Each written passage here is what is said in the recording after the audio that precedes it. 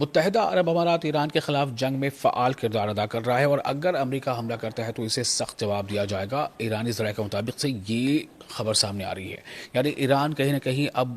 اس خطے میں یو اے ای کو بھی سیدھے طور پر وہ انتباہ دے رہا ہے کہ اگر گراؤنڈ انویژن ہوتا ہے اس میں یو اے ای کی جو شراکت داری ہے تو اس کا خمیازہ یو اے ای کو بھی بھگتنا پڑے گا۔ اب آپ سیدھے طور پر یہ سمجھ لیں کہ جس طرح سے کوششیں ہیں لگاتار امریکہ کی یا اسرائیل کی کہ اس جنگ میں مڈل ایسٹ میں جتنے بھی لوگ ہیں یا پھر جو ویسٹ ایشیا ہم کہہ لیں کہ ویسٹ ایشیا کے جو ممالک ہیں وہ آپس میں ہی بھیڑ جائیں، تو اس طرف کہیں نہ کہیں یہ راستے ہموار ہوتے نظر آ رہے ہیں، چونکہ یو اے ای کا کردار جو ہے اسے ایران کافی شک کی نظر سے دیکھتا ہے۔ تہران کا ماننا ہے کہ متحدہ عرب امارات امریکہ اور اسرائیل کی ایران کے جنگ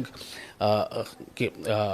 خلاف جو جنگ ہے اس میں فعال طور پر شامل ہے، کافی ایکٹیو طور پر شامل ہے، اور اگر زمینی حملہ ہوتا ہے تو اماراتی سرکاری اثاثوں پر بڑے پیمانے پر حملے ہو سکتے ہیں۔ آپ دیکھیں نیوز 18 کا سوشل میڈیا پلیٹ فارم، میں ہوں وصال اعظم۔ تو یہ پوری بات اب تفصیل سے سامنے آ رہی ہے کہ جس طرح سے سعودی عرب کے بارے میں لگاتار یہ باتیں سامنے آ رہی تھی، سعودی عرب کا نام لے کر کے بتاتے ہوئے ڈونلڈ ٹرمپ نے کہا تھا، اور جس طرح سے انہوں نے اپنا رد عمل ظاہر کیا، سے یہ ظاہر ہوتا ہے کہ کہیں نہ کہیں ڈونلڈ ٹرمپ جو چاہتے ہیں وہ سعودی عرب نہیں کر پا رہا ہے یا نہیں کر رہا ہے،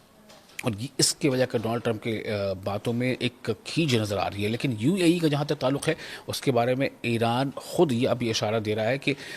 یو اے ای کی جو شمولیت ہے وہ بہت طرح سے واضح ہو رہی ہے اور اس کا خمیازہ یو اے ای کو بھگتنا پڑ سکتا ہے۔ یہ بات دو سینئر ایرانی ذرائع نے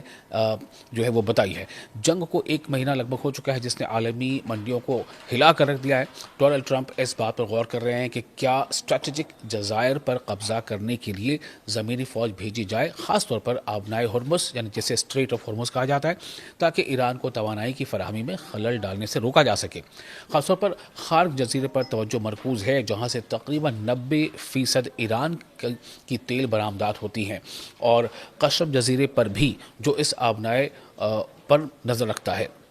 اپنے ہرمز پر۔ تو ایسا کوئی آپریشن ممکنہ طور پر خلیجی عرب ممالک میں موجود امریکی اڈوں سے شروع کیا جا سکتا ہے، جن پر ایران پہلے ہی امریکہ اسرائیل حملوں کے جواب میں حملے کر چکا ہے۔ ان حملوں میں اب تک کم از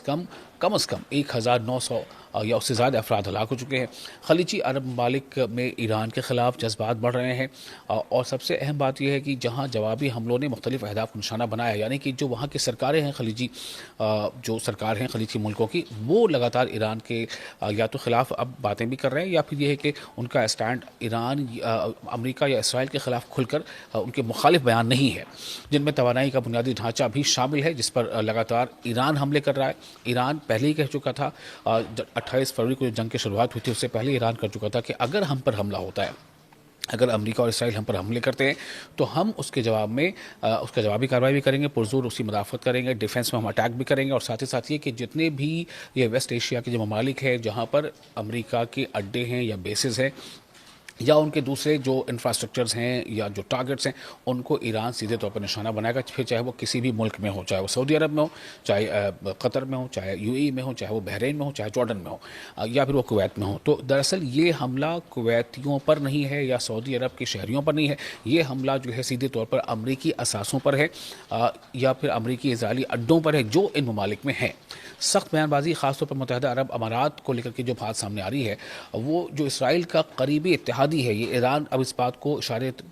کے طور پر پہلے کہتا تھا کہ اب کھل کر بتا رہا ہے کہ یو اے ای جو ہے وہ اسرائیل کا قریبی ہے۔ امریکہ میں امارات کے سفیر، امارات یعنی یو اے ای کے سفیر نے وال اسٹریٹ جرنل میں بھی لکھا ہے، کئی ایسے رپورٹس میں سامنے آئی ہیں، کئی ایسی ایجنسیز میں لکھا ہے کہ صرف جنگ بندی کافی نہیں ہوگی اور فریقین کو ایک حتمی نتیجہ حاصل کرنا چاہیے جو ایران کے تمام خطرات کا حل نکالے۔